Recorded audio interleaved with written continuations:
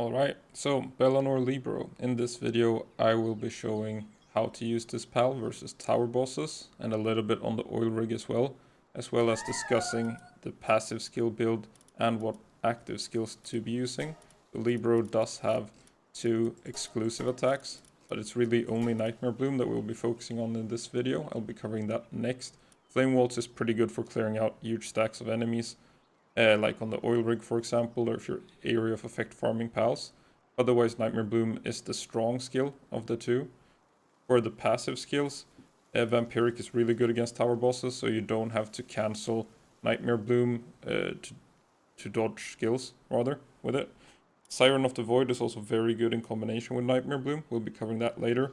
But the problem with Libero is it's an exclusive breeding chain, so getting these passives without like resetting Dr. Braun can take quite some time, and I will also be discussing in this video if it is worth all that effort. So overall, Libero is the highest attack stat pal in the game, so whatever strong attacks you do end up throwing on her, like Flame Funnel, Air Blade, you got Thunderstorm, Diamond Rain, Holy Burst, Beam Slicer, Blast Cannon, Wall Splash, Rock, all these skills are gonna do amazing on her.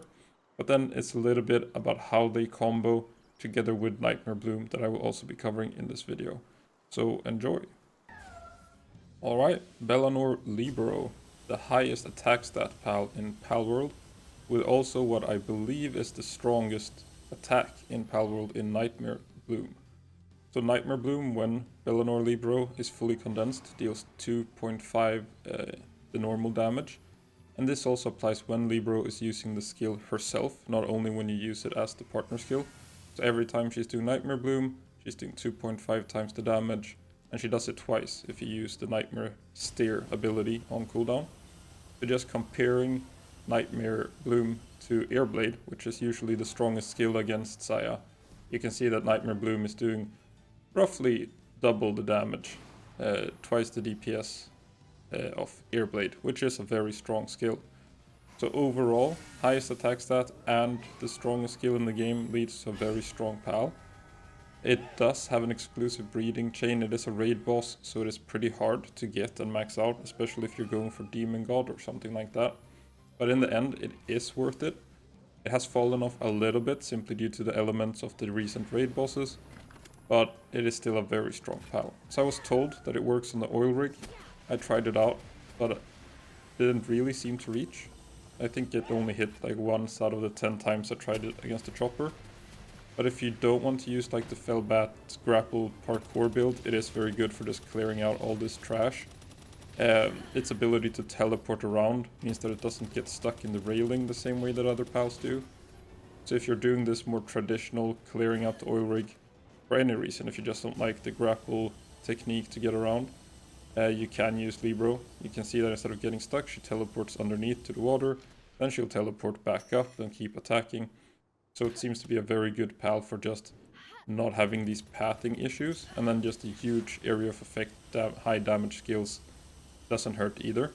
It does do a lot of damage, but it still took, I think I cleared out all the NPCs on this run just to try out Libero on the oil rig, and it still takes like 20-30 minutes just to clear out all these crushers and Knocklims and Falerises and stuff like that.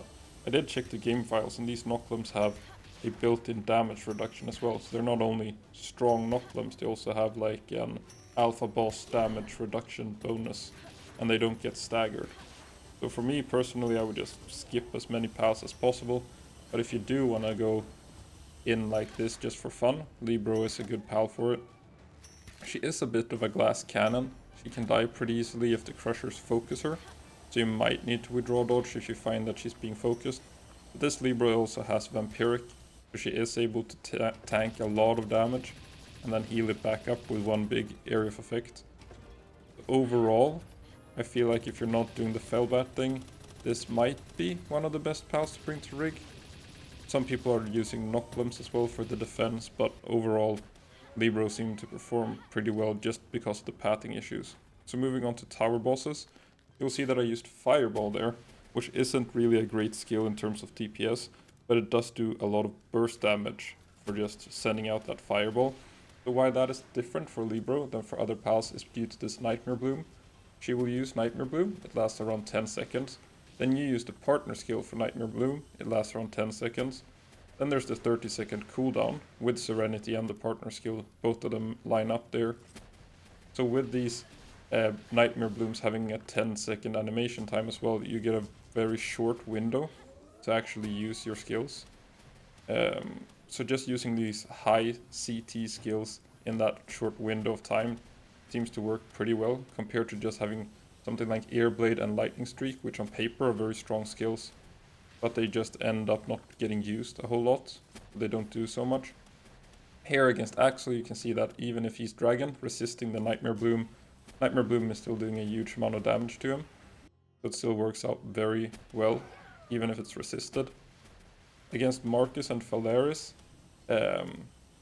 you can see that it's also doing an insane amount of damage, but then you can follow it up with something like Holy Burst and Wall Splash, which also deal a huge amount of damage.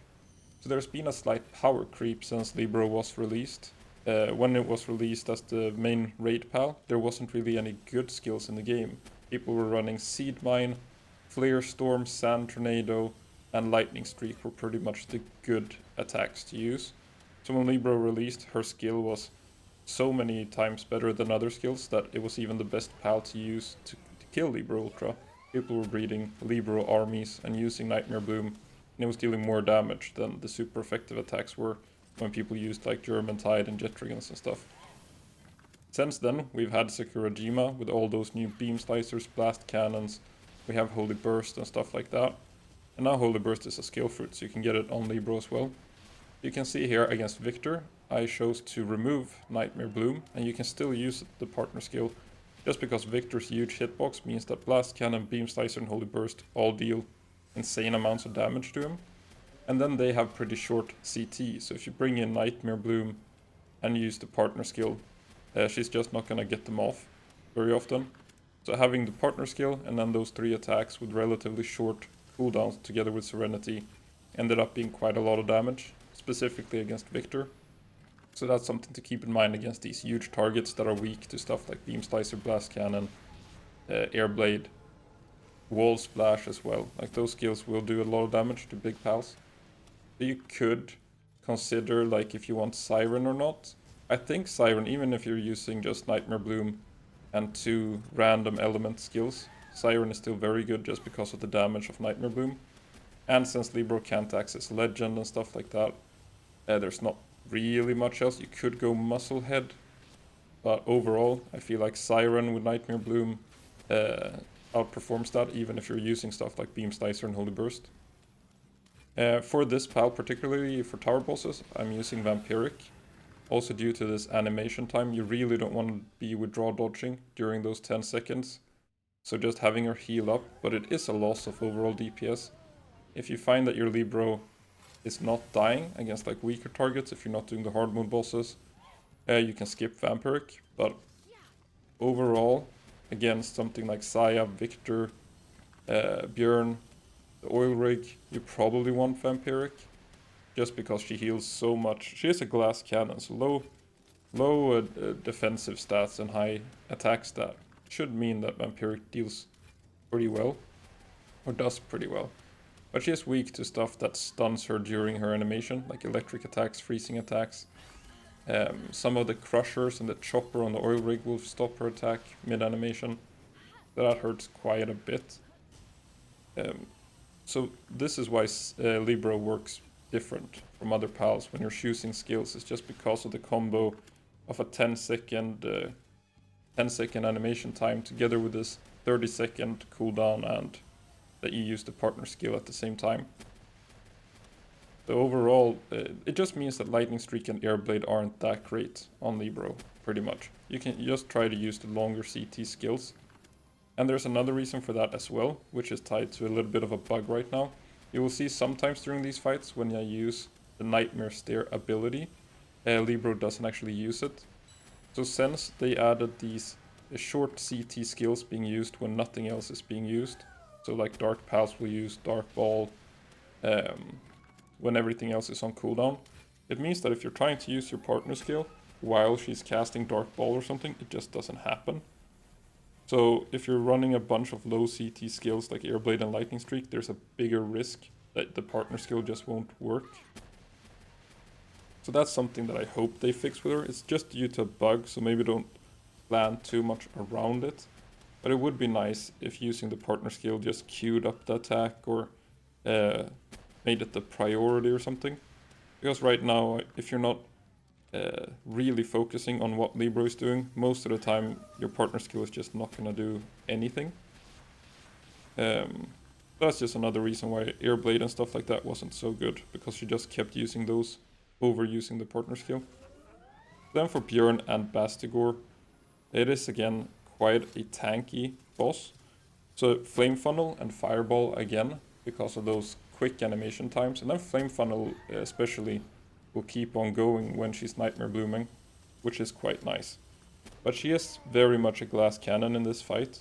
You will need to pay attention to stuff like Stone Beat, Glacial Impact, even Aqua Burst and stuff deal a lot of damage to her. But then she will heal up pretty well. But Bjorn is very tanky, so she's dealing overall less damage to him and healing less as well. You might need to do a little bit more withdrawal dodging. And that's the wind up for Glacial Impact. So when you see him like look at the sky like that and the animation starts playing, you really want to move if it's targeting you. That's Stone Beat. You saw Libero lose half her life on the boulder going up. If you don't withdraw dodge there, she dies on the boulder going down. So this fight is really just about, it's not super tricky the same way, like I feel like Saya was a bit more difficult when it was released. It's just very long, so you might make a mistake during the long fight. But the skills don't seem super dangerous. They just kind of add up to being dangerous over the course of like a 5 to 10 minute fight, depending on what strategy you're using. But talking about that power creep again that I brought up before as well, we got the new skills in Sakurajima, but then we also got the new raid boss, Rio, Blasphemous Rio, Dragon. So Libero was not a good option there. Then we got Xenolore now in Feybreak, also a dragon, so she's not a good option there either. So she has fallen off a little bit from being pre-Sakurajima, like the go-to pal, the best pal in the game by far. There wasn't really any contest. Maybe Shadowbeak, but that he only had Divine Disaster 1 back then. So she went from being like the go-to pal, then she sort of fell off simply because of the element. Like she is still probably one of the best counters to herself, if you want to breed something to fight Libero Ultra.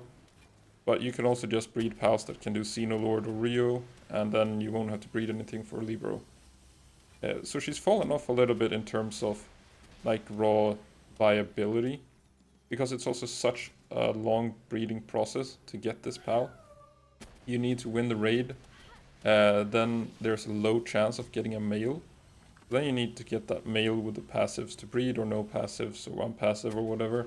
You need to mutate or visit Dr. Braun for Demon God, or Vampiric, or both, if you're going for those. So it's a lot of effort to get a pal that is mostly, like, it is still the highest attack stat pal with the best attack, but just doesn't really work against the new raid bosses. But it's great against tower bosses. It's one of the best picks against these tower bosses, if you do want to breed one for fun. But it is a lot of effort. You can also put pretty much any attack on her, and she will do a lot of damage with it, due to her insane attack stat. But overall, I think it's a fun pal to use. A little bit annoying with this new bug with the partner skill, but hopefully they fix that pretty soon. I think you can see a lot of damage from the Aqua Burst there as well. So she is getting pretty low now. That's the Glacial Impact. Want to get out of that. You can dodge it with a grapple if you're quick enough during the animation. Or you just take the first hit when he's going down. But the priority there is to save the pal. Now we have to save the pal again. And she's slowly but surely gonna heal up, but she does do lower damage to Bjorn, as mentioned. Like one Nightmare Bloom against the other tower bosses is usually a big chunk of health healed, while against Bjorn it's not that much.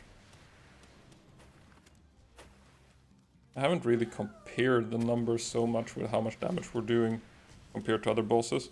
It was something that was done a little bit with Victor and Saya, that you actually dealt more damage to Saya, even if she was the harder tower boss, just because Victor has so much health. And, or I mean rather, Shadowbeak has so much defense. I think it's the highest defense stat Pal, maybe.